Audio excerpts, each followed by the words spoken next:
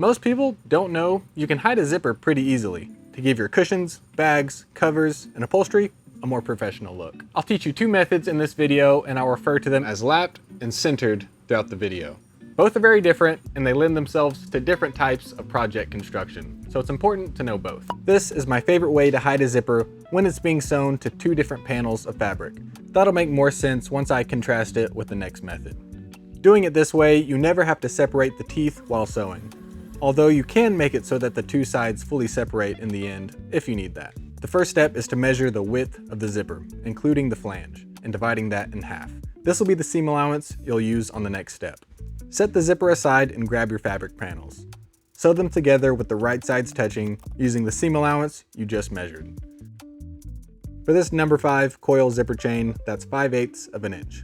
This is just going to be a basting stitch that'll be removed later so you can sew it with a longer stitch length. Next, iron the seam allowance flat. If you're using vinyl or leather, you can use basting tape or glue to hold those flaps down instead. If you use the correct seam allowance, the width of these flaps should match the width of the zipper perfectly. Place the zipper face down on the back side of the fabric and baste or pin it in place, keeping the zipper teeth centered over that seam. It's really important to do this carefully so that the teeth don't drift off center while you sew.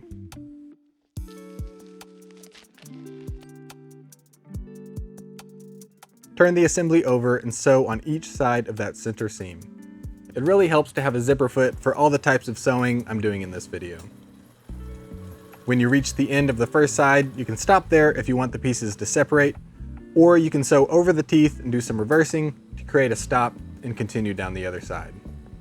By the way, if you're wanting to hide the zipper, you probably don't want to draw attention to this area, so use a matching color thread. I'm just using this contrasting thread for demonstration purposes. When you get to the other end, you can sew a stop there as well.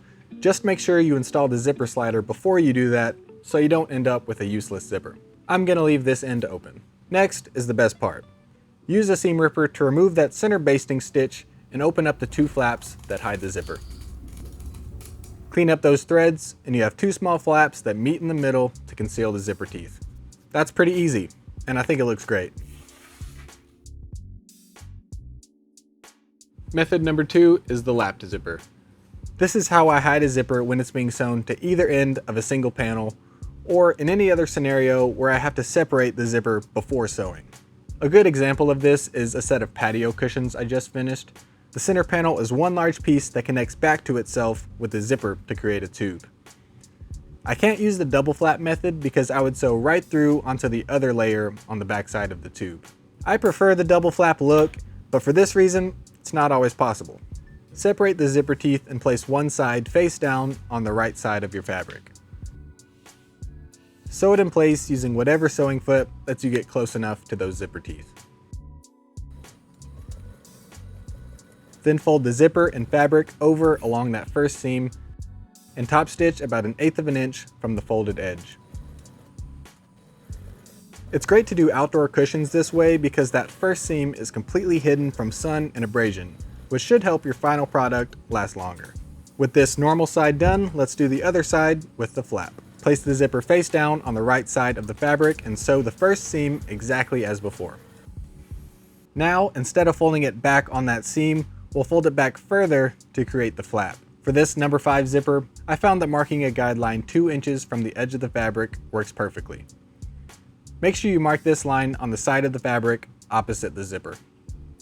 Here's a chart you can screenshot for the guideline measurements for other zipper sizes. Now, fold the fabric over to that line. You can pin it in place or just match it up as you sew.